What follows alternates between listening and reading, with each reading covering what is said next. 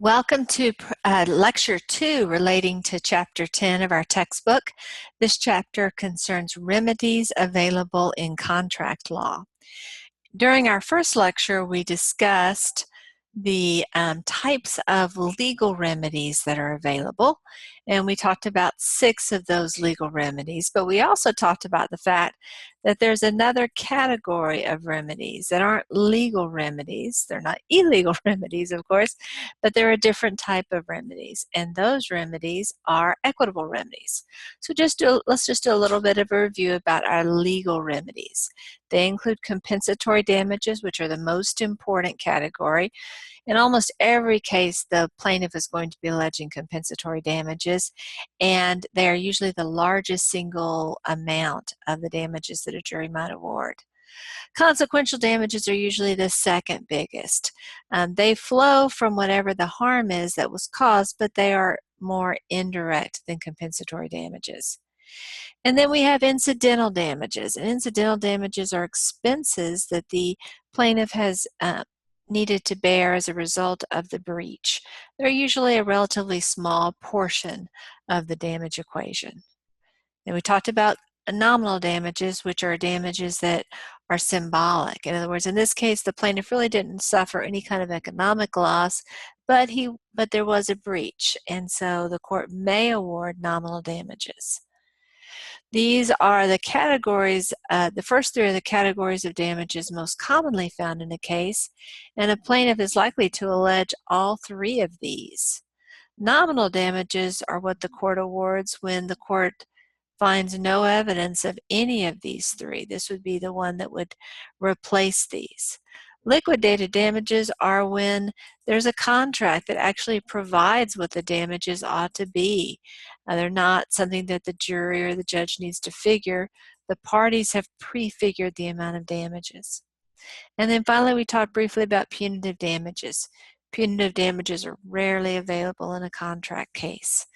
There's 2 other names for punitive damages. One is exemplary damages, and then the other name is treble damages. Treble damages when there's triple damages based upon a particular statute. So that's our summary of legal remedies, but as we talked about, there are 2 categories of remedies or damages, if you prefer that term. Legal remedies, and now we have equitable remedies as our other category. So let's talk a little bit about, or a lot about, equitable remedies.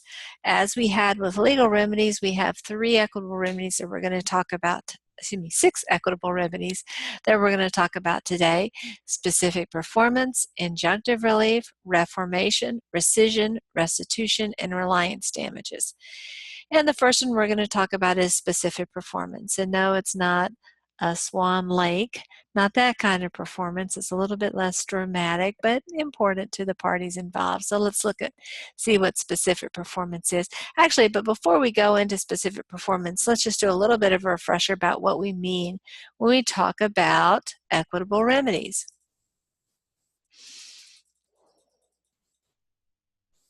Of course, a legal remedy is money. It's when the damages can be reduced to a dollar figure. Equitable remedy or something other than damages, usually some type of court order. So when the plaintiff is suing, and typically the plaintiff is going to sue for legal remedies, but he or she may also sue for equitable remedies as well. And when he or she is suing for equitable remedies, he or she typically wants something other than money. Although we'll talk about the fact that sometimes even equitable remedies can be reduced to a dollar amount. Okay, so specific performance. This is one of the type of equitable remedies that has to be a non-monetary thing. So this one's an easy, specific performance is an easy remedy to identify as equitable. As with all equitable remedies, it's at the discretion of the court. Even when the plaintiff is able to prove that there has been a breach and that the plaintiff wants to have a specific performance, that's not adequate. The court has the discretion about whether to grant specific performance or not. And many times the court will decline to grant specific performance. This is especially true if a legal remedy will adequately repair whatever the harm is that the plaintiff had. So what is the court looking for when it tries to well, first of all, let's talk about what is specific performance. Well, it's not a performance of Swan Lake. What it is when the court can compel the breacher to actually perform the contract. You talked about the term performance before, and that's when the parties actually do what they say they're going to do under the contract. If I have contracted to paint Bob's barn, well, a specific performance would be when the court says to me, Groover, paint the barn. That's what you said you do. Go and do it. Or if I have painted the barn, but Bob has refused to pay me, the court could say, they wouldn't in this circumstance, but they could in theory say, Bob, you promised to pay Groover. You need to specifically perform that promise and pay the amount in the contract. Those would be examples of specific performance. Okay, so when does the court have kind of the option of doing specific performance? The court never has to award specific performance, but what are the factors they're going to consider? Well, first of all, there has to be something unique, either about the item that is maybe being sold or the service that is being provided. For example, a Monet painting. There's only one of those in the world. A discrete piece of real estate. I mean, there's only one piece of land at that particular GPS coordinate. It's unique. When we use the word unique in English, technically it means one of a kind. One. In everyday conversation, some of us use the term to mean rare, but it doesn't mean rare. So you can't, grammatically speaking, say that's more unique or that's the most unique thing. That doesn't make any sense because when you say something is unique, you're saying there's one of it. So something can't be more unique or less unique. There's either one of it or there's more than one of it. And so it's unique or it's not unique. There's not degrees of uniqueness. But you can use that term for rare or unusual or special, but unique doesn't mean exactly what those terms mean.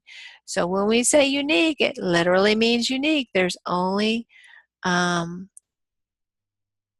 one of those.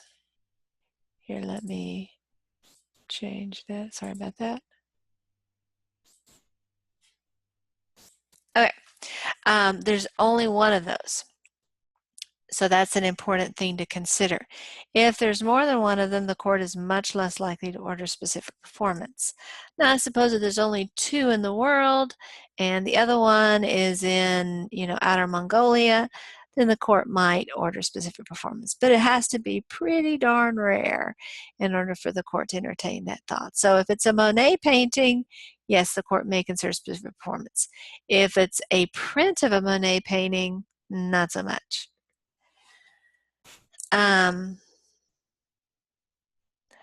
So that's the first thing. The second thing is no substituted performance or money damages would be appropriate. So there's no way to either have some other person perform whatever the task is or to award money. That's not going to solve the problem. For example, if it's a Monet painting, but really I was just a trader in art. I'm not a collector, so if I had acquired that Monet painting, I would have just flipped it. So really, money is what I care about, not the particular Monet painting. Well, that would be a situation that even if the painting is unique, the court would say, money is just fine for your problem because you don't really care about possessing the actual unique item. Let's think about a performance. Let's say that, well, I'm going back to being a barn painter. I paint a good barn. I'm going to be honest with you. I'm a pretty awesome barn painter. But you know what? There's lots of awesome barn painters out there. And while I may paint the barn somewhat differently than how another person might paint the barn, honestly, there's just not a ton of difference between one good barn painter and another. So if I were to breach my contract with Bob, Bob could find another barn painter who would do just a perfectly fine job. There could be substituted performance. But let's switch it up and let's say that I'm not a barn painter. Let's say I am a portrait painter. Well, there's lots of portrait painters out there, but each artist who's expressing herself or himself through, we'll say it's through oil paint, has a somewhat different take. Each painting is going to be unique in a way that painting a wall just one color isn't going to be quite as an artistic of a statement. And so you could say under those circumstances that really, that really is a unique deal. Maybe Bob really likes my painting style, even though it's not necessarily better than somebody else's. It may not even be as good from a critical artistic standpoint as another person. But he really, really wants me to do that. Of course, there's a problem with the example of me being a barn painter, and the problem is that this is a personal service contract. And we have something in the U.S. Constitution called the 13th Amendment. It made all the papers. It's a Reconstruction Amendment, and this is the amendment that kind of put into the Constitution the Emancipation Proclamation and made it apply to not just the southern states, but all the states. In other words, slavery was no longer lawful under the Constitution. And in a way, if the court were to make me complete my contractual obligation, in some sense, I would be subject to involuntary servitude. I'd have to do it. And that's not part of our legal tradition, that we can force people to do things in that sense. So a personal service situation, we're not going to find that. But surrendering something like that Monet painting isn't an example of involuntary servitude, because all I have to do is give it up. And so you can be forced to do something, but you can't be forced to create something or to have an extended performance of something. Of course, in all of these contexts, we're looking at damages as being the usual solution to the problem. That's a nice legal remedy. But sometimes injunctions will also work, and we'll talk about injunctions in a second. An injunction is a type of equitable remedy. So that's what specific performance is about. Let's go on and let's actually talk about injunctive relief next. Of course, injunctive relief, injunctive is the adjective, injunction is the noun, and enjoin is the verb.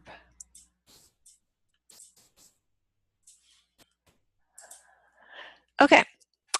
So what is an injunction? It's a court order. So this is something from the judge. This isn't some, oh, by the way, let me go back and talk about this for a second. Specific performance, injunctive relief, and really all of the other equitable reliefs are all about court action. Juries aren't involved in equitable solutions.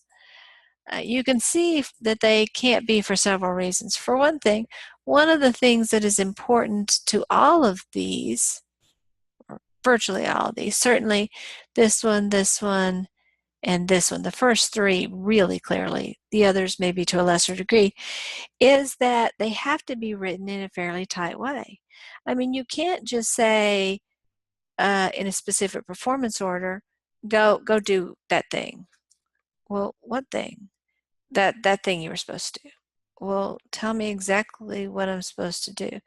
Just go do it.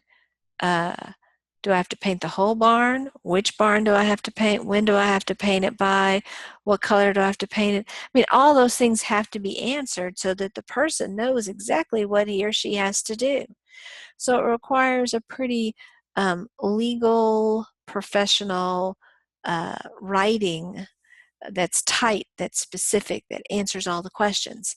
It wouldn't be very, very reasonable to ask a jury of 12 lay people to draft this thing. For one thing, 12 people getting together in a room to draft something is kind of a recipe for disaster under the best of circumstances. And then when you add the fact that they're not legal professionals, boy, you're really inviting a lot of opportunity for them to write something that is going to result in a lot more litigation, because the people involved are going to disagree about what it meant and whether the person was in compliance and da-da-da-da-da. So we need to have the court write it to make sure that it's tight. Another issue, of course, is, and this is specific, true for specific performance, but it can be true for other of these remedies, is that we have other legal issues like involuntary servitude. So we don't want the jury to issue an order that violates some other legal protection that's available to the person. So for that reason, it's really the purview of the court to come up with equitable remedies. Typically, the jury does legal remedies, although certainly you can have a bench trial where the judge does both equitable and legal remedies. But it's more common to have the jury do the legal remedies and the court to do the equitable remedies. Okay, so let's go on. Let's talk about injunctions. What is an injunction? Well, again, it's a court order, but so is specific performance, and that commands or prohibits. So it can be positive. It can say, go do something, or better not do something. So it can work either way. So it either can command that a certain act be performed or prohibit that a certain act be performed. So what do we need to demonstrate to the court for the court to be interested in issuing an injunction? Well, typically an injunction, especially if it's a TRO or preliminary injunction, is designed to prevent immediate and irreparable harm. And it's designed to preserve, and we'll say this isn't all injunctive relief. We'll say these are TROs and preliminary injunctions. It's designed, the reality is that from the time a lawsuit is filed until you get in front of that jury, you're probably talking at least months and maybe over a year. And so if you had something time sensitive, it might already be messed up. For example, imagine that you have my Monet painting and you are threatening to burn it.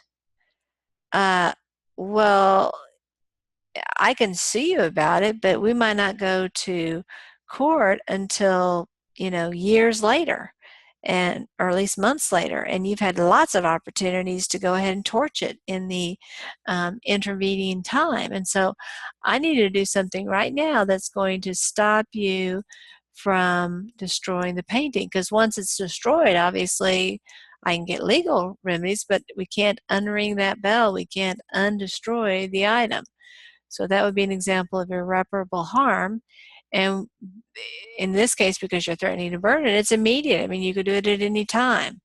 So the goal of TROs and preliminary injunctions are to preserve the status quo, to just freeze frame things until we get to trial, recognizing that it's going to be a while before we get to trial. So we may need to kind of do some things to make sure that things don't kind of get ahead of themselves. So the first part of the injunctive process is the TRO. You don't always have a TRO, but if you're going to have a TRO, you're going to start with the TRO. So you could just start with the TRO, then move to preliminary injunction, then have a permanent injunction.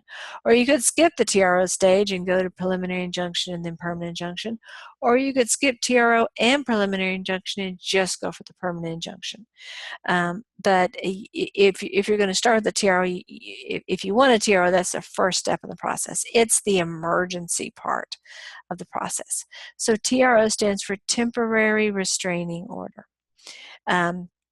Here we have a situation where the plaintiff is saying, Your Honor, he's about to burn up the Monet, or he's about to do something, and we got to stop him today. I mean, we can't wait till tomorrow. Maybe we can't even wait hours to get this thing resolved. So we have to act right now. In this situation, something is really, really, really urgent. And so you go to the judge and you say, take care of this right now.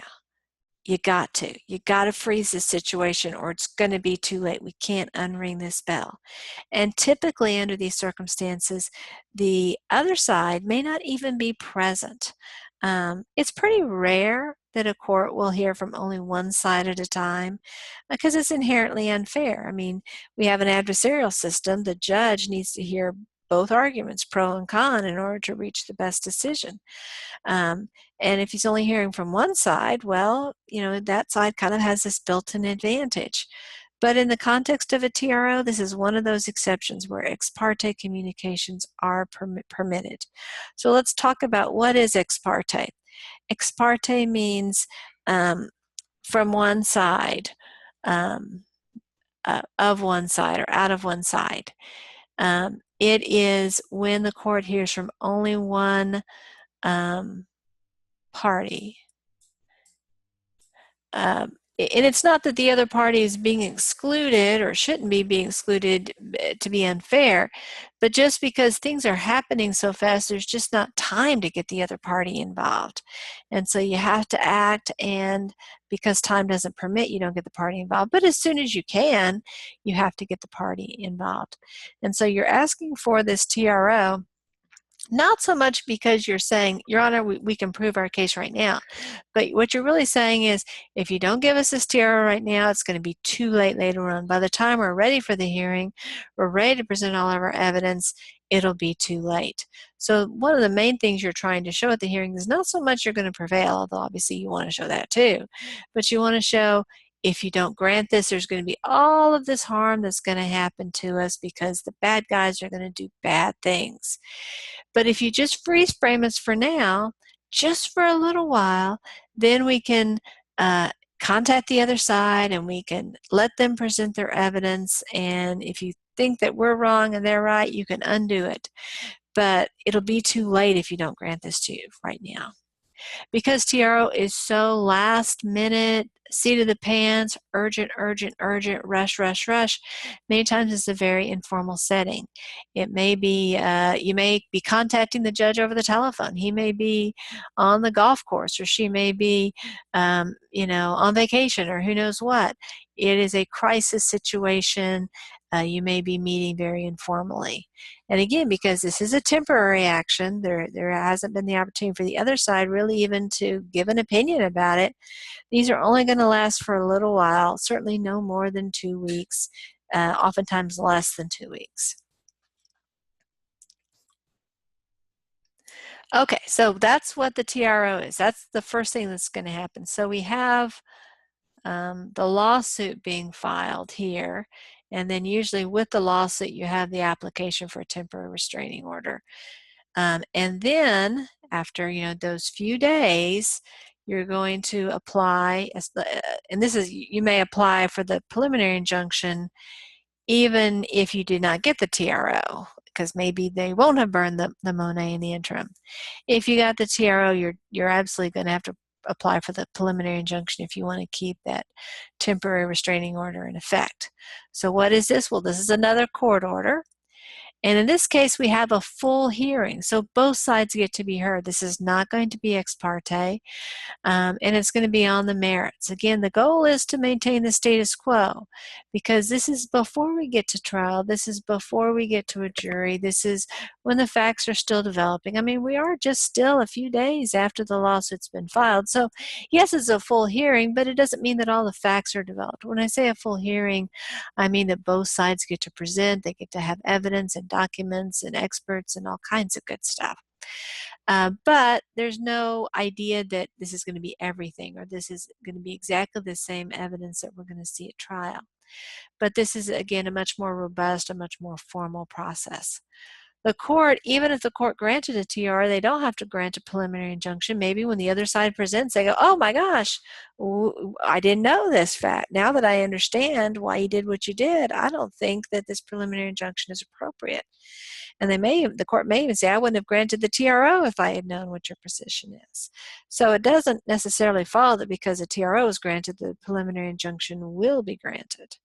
Or it could be the reverse. Maybe the TRO was denied, but the preliminary injunction could be granted. So it doesn't necessarily follow one way or another. The TRO just lasts a brief period of time if it's granted, but a preliminary injunction is likely to last for weeks or months. Keep in mind, this is probably going to take us all the way up to the trial. So this could be many, many months, even well over a year. So this will be thought out in a little bit more detail. It's a little bit less seat of the pants, back of the envelope type stuff. The injunction will be written in a very tight way so that everybody knows what they need to do, what would be compliant and what wouldn't be over the next several months. Okay, so let's assume that the TRO was granted and the preliminary injunction was granted. We've gone to trial and all the evidence is presented, and now the court has to make a decision. Is it going to change or change the preliminary injunction into some type of permanent injunction, or is it going to just dismiss the preliminary injunction?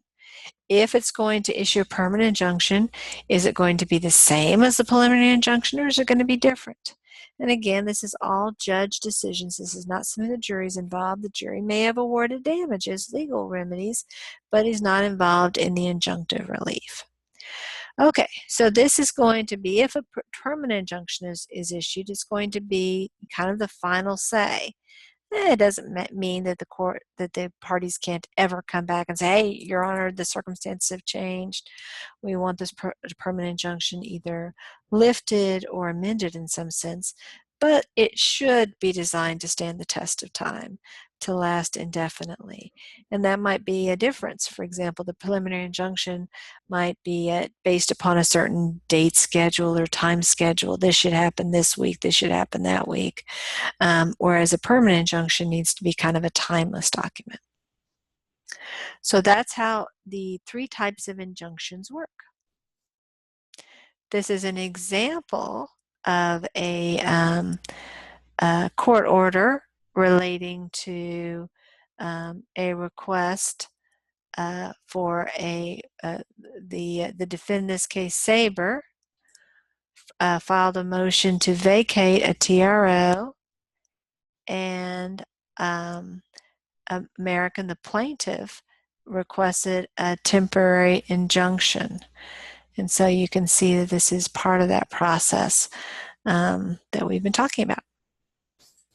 Okay, so we've talked about injunctive relief and specific performance. Now we're going to talk about the Reformation. Now we're not talking about Martin Luther and his 95 Theses. We're going to talk about a different meaning for the term Reformation.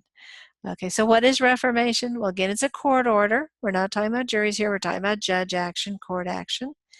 So it's a equitable remedy available to a party in a contract provided there is proof that the contract does not reflect the real agreement. So what the court does is it reforms. I mean, after all, that's what we have here. What does mean in English? Again. So we have something being formed again. And if you think about the Reformation, that's what the reformers, the Protestants, were trying to do, or at least that's how they viewed their role. They were reforming the church in their position. Obviously, the Catholic Church had a different take on that. But it's the where that term comes from. But here we're not talking about religion. We're talking about court action. The court is going to reform or rewrite a portion of the contract to fix, oftentimes, an error. Imagine that we had a contract that said that Bob ought to pay Larry $100,000. Well, the words $100,000 are written out, but there's also a number, and the number isn't $100,000, it's $10,000. Somebody left off a zero. It's a typo. Well, that would be a classic case where the court could come in and reform or rewrite that, change that $10,000 to $100,000 and modify the contract. Not to change it, but in fact to make it be what the parties actually intended. So it's a very common action when there's a mistake situation. But there can be other situations where you could use it, but usually designed to correct an injustice of some type, a typo or some other issue along those lines. It's designed to fix mistakes. So that is what reformation is. So we've talked about specific performance, injunctive relief, and reformation, which are all equitable remedies. Let's go on and talk about rescission. This is the noun form, but to rescind is the verb form. So let's look at rescission. What is rescission? It's the abrogation, annulment, or cancellation of a contract by the act of a party. I think cancellation is probably the easiest word to understand here. So if you want to think about to rescind meaning to cancel. Now you can have rescission happen in a couple of ways. Sometimes the parties themselves say, you know what, this contract isn't working for us. Going back to my contract with Bob, I broke my leg. I can't really paint his barn anymore. I want out of the contract. Bob just lost his job. He can't really afford $1,000 right now to pay to get his barn painted. He wants out of the contract. Guess what? We both want the same thing. We want to be out of the contract. We want to rescind the contract. When we're in agreement, we can go ahead and rescind it, no problem. I mean, in that case, we don't really need to go to the court. We can just rescind the contract ourselves. But sometimes, for a variety of reasons, you might end up in court over something along those lines. But when the parties agree, it's very easy just for them on their own to rescind the contract. Another way, though, could be that the court, and this is the one that you more likely end up in the court about, would be a unilateral rescission. So this is when one party wants to agree. This is bilateral up here when we're talking about voluntary. Again, we see bilateral, think bicycle, two wheels, two people agreeing about something. Unilateral, unicycle, one party wanting something. In this situation, the plaintiff is saying, cancel the contract. That's what's going to solve my problem, Your Honor, cancel the contract. Okay, so let's imagine this scenario. I'm supposed to paint Bob's barn for $1,000. I was supposed to finish it by August 1st. But you know what? I haven't even started it, and now it's August 15th. Bob really wanted the barn painted by August 15th because he was hosting an event at his house on August 15th, and he thought it'd be fun to have his nice, freshly painted barn. It would leave a good impression on people that are visiting for this event. But now that day's passed, and he's disappointed that his barn wasn't nice and pretty, but that's spilt milk at this point. You can't go back in time. And now he doesn't really care about getting the barn painted. You know what he might want is to rescind the contract. He doesn't want me to paint, and he doesn't want to pay me to paint. He wants the contract to go away. Now, he's the injured party. I'm the one who breached. And so very likely the court would say, well, okay, we're going to rescind the contract because I haven't performed under this sense. But let's present another scenario. Let's say that I was supposed to finish the barn by August 15th. But you know what? I'd only painted 2/3 of it by August 15th. And while we had the deadline of August 15th, Bob had never really said to me that the date was super important. He hadn't made a fuss about, oh, it's got to be done by August 15th. So the fact that I was actually going to be finished on the 16th or 17th didn't seem like that big of a deal to me. I mean, it was a breach, but it didn't seem like a big deal. And so now Bob is upset with me because his barn isn't finished by the date of this event, and he wants to rescind the whole contract. Well, that would mean he wouldn't have to pay me anything, even though I've already painted 2/3 of it. Well, in that situation, Bob would have a much harder time persuading the court the unilateral rescission makes sense, because the court would say, wait a second, I mean, Griever may have breached, but it's not like she did nothing. She did a fair amount of the task, and so it probably makes sense for her not to get the entire contract price, but she deserves something.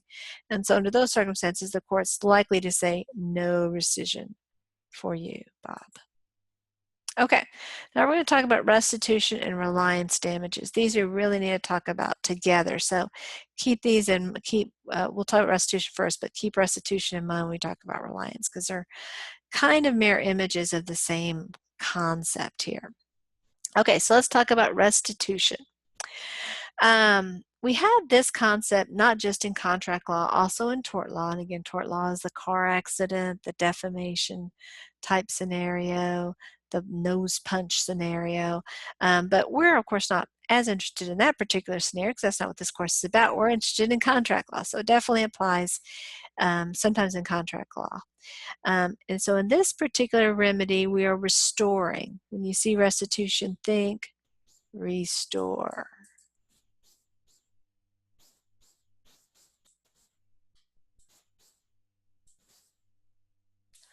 In a restitution situation, we focus upon the defendant, his circumstances. And we'll see this is in contrast to reliance, where we focus upon the plaintiff.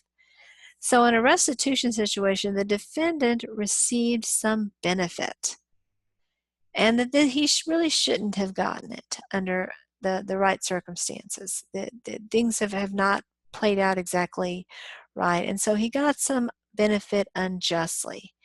And the idea is that's not right. It's not right that the defendant is getting this advantage that he wasn't really entitled to.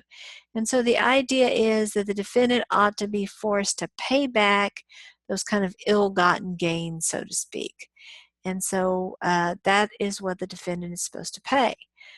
So let me give you an example of how this might arise. Let's say that I have a contract with you that you are supposed to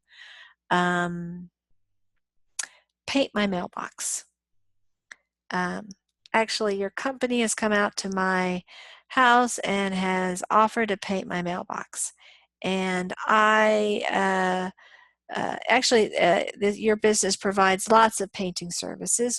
One of its services is it will paint the mailbox. That's $50. They will also paint the front door. That is $100. And they will also paint a shutter on the ground floor. That's $50. And on the second floor, each one of those is $100. Well, my house has 4 shutters on the first floor and 4 shutters on the second floor. It has a front door and a mailbox. I actually get all those bid out, but I decide only to have my mailbox painted, the $50 service. And that's what the contract provides for. So you have one of your workers come out to paint my mailbox. I'm there at the house, and he actually comes to the door. He says, "Hey, just want to let you know I'm here to paint your mailbox and all of your shutters."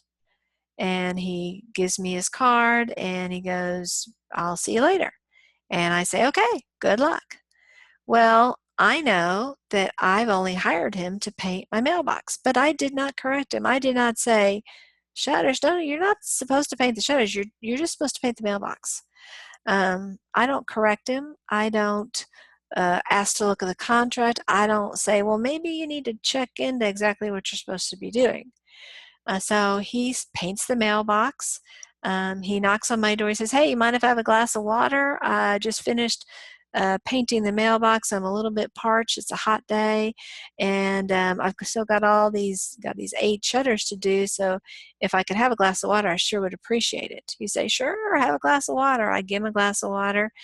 He gives me the glass back. He goes, "Okay, I'm going to go paint those shutters now." I say, "Okay." And he goes off and paints the shutters. I know he's not supposed to paint the shutters, but he honestly, clearly thinks he's supposed to paint them. Okay, so at the end of the day, he comes back, knocks on the door, goes, "Here's your bill. It's in an envelope." I go, "Okay, thanks. Have a great day." Well, the bill is for the mailbox, which is $50. The 4 shutters on the ground floor, $50. That's $250. And the 4 shutters on the top floor, each one $100. So that is, I think, $650. That's what the bill is for. I write out a check for $50, which is the amount of the mailbox, and I include a note saying, your employee did a great job painting the mailbox as our contract provided. Here's enclosed the $50 that I owe you. Have a wonderful day. I mail it. You receive that check in the mail, and you're like, "Oh my gosh, what happened here? How come I only got $50? Well, you go back and look at the contract, and you realize your employee had gotten the addresses confused, that the house next door had ordered all of those extra services performed, and the street numbers are almost identical. There's just 1 digit different. And so you realize the mistake. You decide, though, to sue me for the $600, which is you feel like you are owed $650. I paid you $50, so you're suing me for the $600. I present the contract, say, "Your Honor, look, I paid the amount I was supposed to, but you present evidence. The person, your employee, testifies that he made it very clear repeatedly that he was going to paint the shutters and that he understood that to be his job." And I don't disagree. Yeah, you're right. Absolutely. I knew that he was painting the shutters. I knew that he thought it was part of the contract. Well, this is a classic restitution situation because I got a benefit that I was not really entitled to. And so the idea is that I should not benefit from keeping my secret. I should have told him. Now, if I hadn't been at home, let's imagine a different scenario. I had been at work in my office, and so I hadn't been there to catch him painting stuff he wasn't supposed to. Well, that would be a different situation because I didn't lead the person on to think that everything is just the way that it should have been. I didn't have the ability to step in and change it. So that would be an example of restitution. Again, we focus upon the defendant.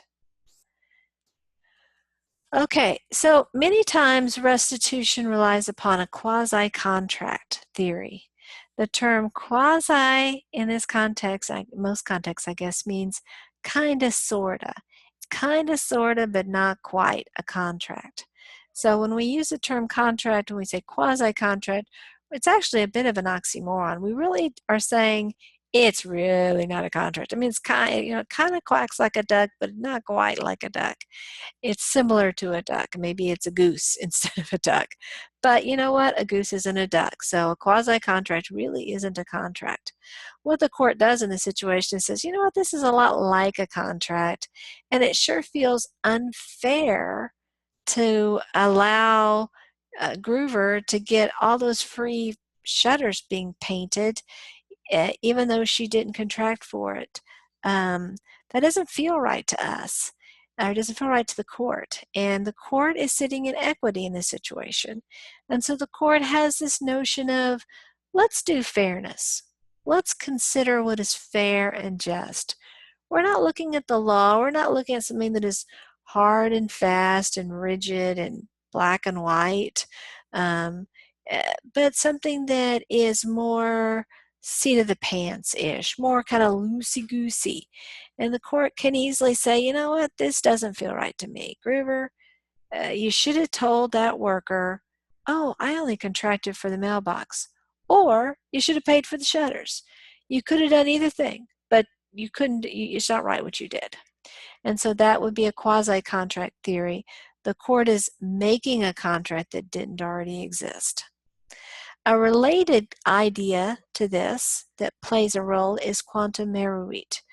Quantum meruit is a Latin expression. It means as much as was earned. You can see the word merit kind of lurking in here, as much as was merited. And, you know, going back to your employee who painted the shutters, well, what's the value of that shutter painting? How do you quantify it? It might be that your particular business really overcharges for shutters. That actually most places will paint a shutter for $25 on the ground floor and $50 on the second floor.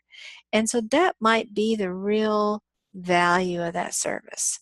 Well, obviously, if you and I had entered into a contract for you to paint my shutters, then it doesn't really matter what the fair market value of shutter painting is. It matters what we've negotiated. The court isn't going to change the deal just because I didn't negotiate a very good price. But in this case, I didn't negotiate any price because we didn't even talk about it, or we talked about the shutters, but I didn't agree to a contract about the shutters. So this would be a situation where the court would be more open to looking at other evidence. If you really charge an out of line payment or charge, the court might say, well, okay, you know, you think your shutter should be $50 on the ground floor, $100 on the second floor, but I think that $25 and $50 is more reasonable, and that would add up to $300. So I'm only going to charge Groover $300, not the $600. And again, the idea is to avoid me becoming unjustly enriched. I shouldn't get free painted shutters. A related idea or a similar idea would be if I'm in a car accident and I am rushed to the emergency room, I'm unconscious, I'm bleeding badly, the doctor has to perform emergency surgery on me, my family's not with me, there's no one to consent to the surgery, but if he waits for someone to show up, I'll probably be dead. And so he goes ahead and performs the surgery. Now, does he have a contract with me to perform the surgery? Absolutely not. So there is no contract, but we would say there's a quasi-contract because we want emergency room doctors to know that they're going to get paid, because no one would be an emergency room doctor if he thought to himself, well, gee whiz, I'm going to perform all these services today, but I'm probably not going to get paid for it. Those doctors would decide to perform another professions or in other medical specialties. And that would be bad if we had no emergency room doctors, because after all, sometimes we have emergencies. And so the social fix we have is that we do require that unconscious person to pay for the services that he received, even though it's not a contract.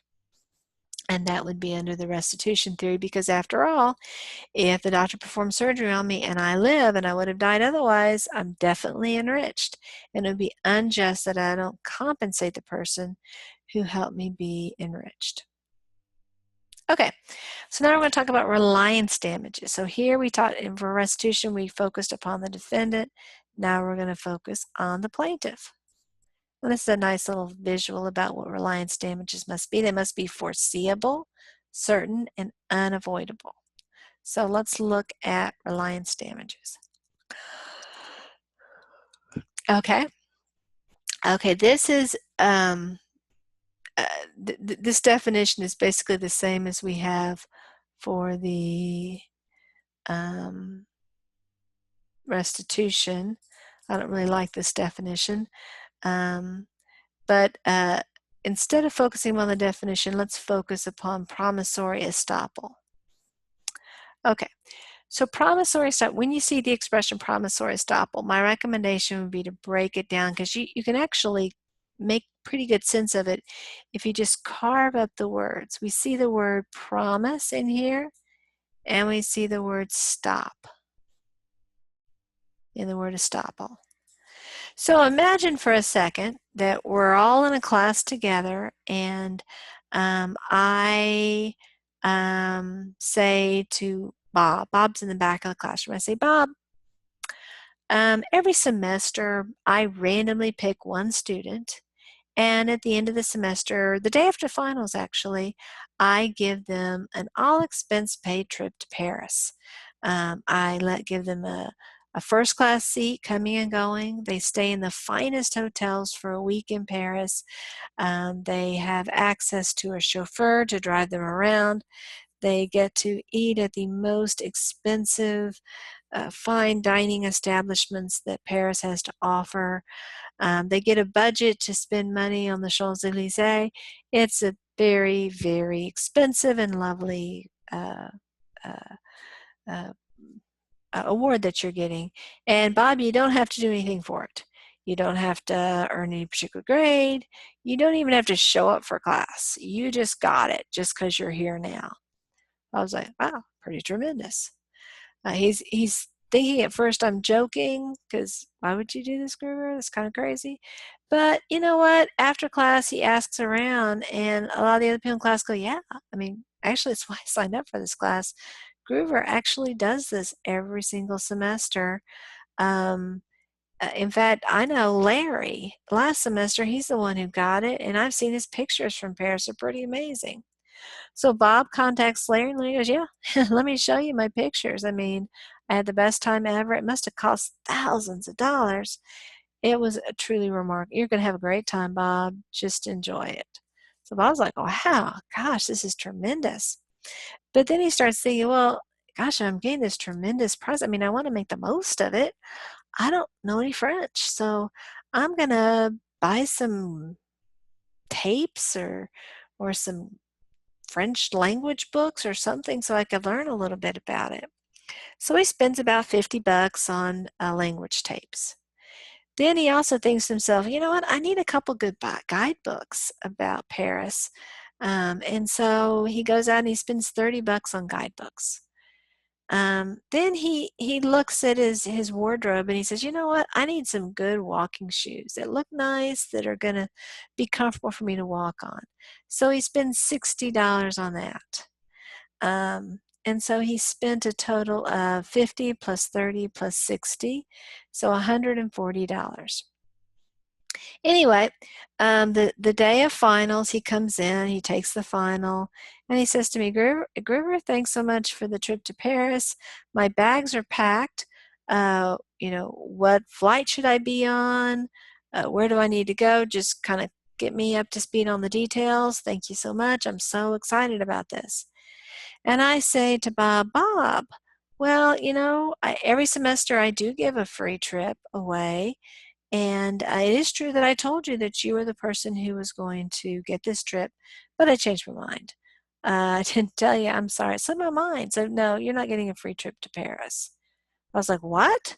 What are you talking about? I spent, 100 hours learning French verbs. I, bought these shoes. I read these guidebooks. You can't not give me my trip after all this effort. I go, well, you know what? Um, eh, I made a promise, but it wasn't a contract. You provided no consideration. Well, this is the moment in which Bob thinks back to his contract class and he thinks promissory estoppel. Because Groover, because you made a promise, you are estopped or stopped from breaking it if you intended that I rely upon the promise. And I reasonably did rely upon the promise. At a minimum, the court is going to say, well, Groover, you ought to compensate Bob at least for his out-of-pocket. The guidebooks, the language tapes, the shoes. You may also need to compensate him for all that time he wasted learning French. After all, he was already taking, German as his foreign language, and he wasn't really helpful for him academically to be learning two languages at one time. So the court might not require that I pay, give Bob the $5,000 trip to France, but probably would require that I at least compensate Bob for what he spent in terms of his reliance. So again, the focus is upon the plaintiff. What is the plaintiff out as a result of her or his reasonable reliance on the promise? So we've covered 6 types of equitable relief: specific performance, injunctive relief, reformation, rescission, restitution, and reliance damages. You may have noticed when we were talking about the last 2 that they're a little bit different than these others. These others are don't involve giving anybody any money. In this one, you're telling somebody to do something. In this one, you're telling somebody to do something or stop doing something. In this one, you're rewriting the contract. In this one, you're canceling the contract. But none of these involve anything to do with money. These 2 usually do involve money, but the concept behind them of really not having a contract, sorry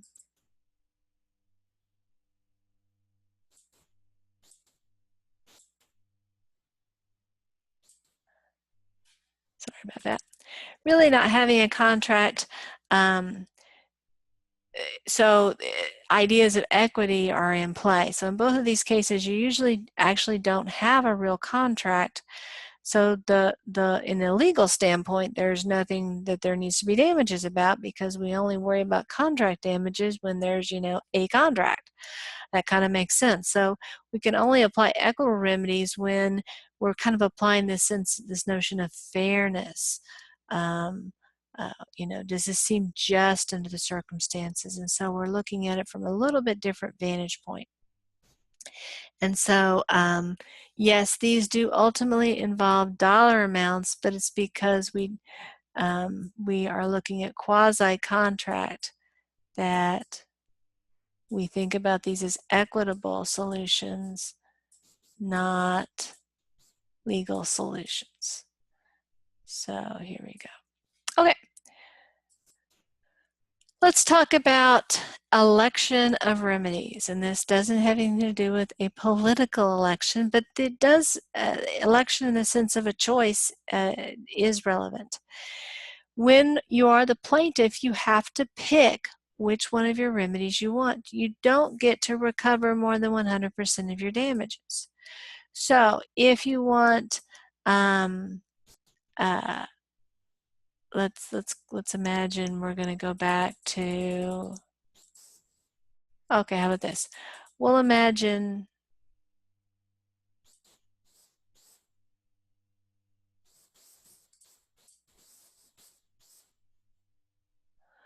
we'll go back to the barn case. So I've been hired to paint Bob's barn for $1,000 and I just don't show up. And Bob sues me at law, and he sues me for compensatory damages. He's had to hire Larry to come in and pay at the last moment. Larry charges $1,800, so he has compensatory damages of $800. He has to reschedule the party that he was going to throw in his home because the painting isn't done on time because I breached. And he has to pay a fee to the caterer of $200. So that's the consequential damages, $200. There's some incidental damages. He had to send out via mail some canceling of the party, and then the second round of invitations, and so that was $50. So we have a total of $1,050. That shows his legal remedies. But he also says, well, I'd like to rescind the contract. I'd like to require that you specifically perform the contract. Well, you can see that these are mutually exclusive. You can't rescind a contract. That means there's no contract anymore, so there's nothing to perform under. So these are kind of mutually exclusive. Plus, if I'm going to require that he specifically perform, I don't need to pay Larry to paint it under those circumstances. So we wouldn't have any compensatory damages. So if the court were to award me all three of these, plus specific performance, plus rescission, I would be getting more than 100% recovery. And the courts aren't going to let me do that. They're going to restrict me to 100%. Now, I will likely get to choose, of course, this is if I persuade the jury, I'll likely get the opportunity to choose which of the remedies I might want. The court might, I'd prefer the equitable remedy. So I get to say, this is my preference. Of course, as we've discussed before, the court might say, well, I don't want to grant equitable remedies under this case. And again, when remedies are mutually exclusive, such as rescission and specific performance, the plaintiff needs to make one election. And if the court is willing to grant that election, then that's what's going to happen. Obviously, the court says, no, I'm not going to grant that election, then maybe the other election could be chosen. Let's talk about mitigation. Mitigation is not unique to contract law. Plaintiffs always have a duty under the law to mitigate damages. What does mitigation mean? Well, it means that the injured party, again, think plaintiff, needs to avoid or lessen the consequences of the other parties, meaning the defendant's wrongful act. So going back to my situation with Bob, I didn't paint his barn. I was supposed to do it by August 15th, and Bob was supposed to pay me $1,000. Now Bob is going to need to find someone else to paint his barn. He could go to Larry, but you know what? He knows Larry is overpriced. And so when he says to Larry, hey, Larry, will you paint my barn? And Larry goes, sure, I'll do it for $1,800. Bob is smart enough to know that Larry is not the best deal in town. It's not that Larry's better than everyone else. It's just that Larry charges more than everybody else. It happens to be that Susan only would charge $1,200 for that same service. Well, it's Bob's job to find somebody who's going to perform a comparable service at the lowest rate. That's a way to mitigate damages. If Bob doesn't do that and he goes with Larry, then I'm going to be able to present evidence saying, hey, Bob, you could have gotten Susan to do it for $1,200 instead of Larry for $1,800. So therefore, since I contracted to do it for $1,000, you really should only be entitled to $200, the difference between what Susan would have charged and what I charged. You aren't entitled to the difference between what you paid Larry and what you would have paid me, because you could have gotten a better deal. You did not mitigate your damages. Now, it is true that I could advance that theory, but it's also important to keep in mind that there's a reasonableness idea here. For example, it wouldn't be reasonable to expect Bob to call it, 100 different barn painters in order to find Susan. Yes, he needs to make a few calls, but he doesn't need to call 100 different businesses. What's reasonable under the circumstances? And it might be that Susan's willing to do it for a $1,200, but she's got a terrible reputation in the community. Everybody says she's a lousy barn painter. Well, that's a good reason for for Bob not to use her.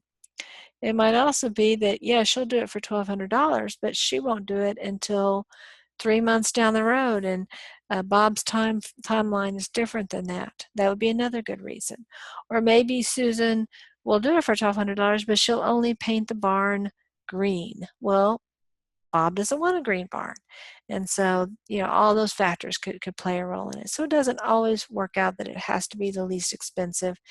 But if you're Bob, if you're the plaintiff and you're not going with the least expensive, you ought to have a good explanation for that. Okay, the textbook again kind of puts in a random definition here. I apologize for the randomness of it, but since it's in the textbook, I like to include it in the PowerPoints as well, and that is the term lessee. We've seen this ending many times. Lessee means this is somebody who receives a less, or more correctly, a lease. This would be the tenant. So the landlord is the lessor, the person who's making the lease, and the lessee or tenant is the person receiving the lease. So this is the person who's receiving the right of possession of real estate under the terms of a lease. In the textbook, there's some example clauses that you might find of interest. One is about a contract not to compete. Another is when there's delay in completion of a contract, what the liquidated damage provision might be. And then there are some sample remedy provisions such about waiving incidental or consequential damages, and also discussion about accumulative damages. Hopefully this presentation has been helpful to you. If you have any questions about either legal or equitable remedies, please feel free to send me an email, come to my office hours, or raise the question in class. Thanks so much for your attention, and I hope that you have a great day.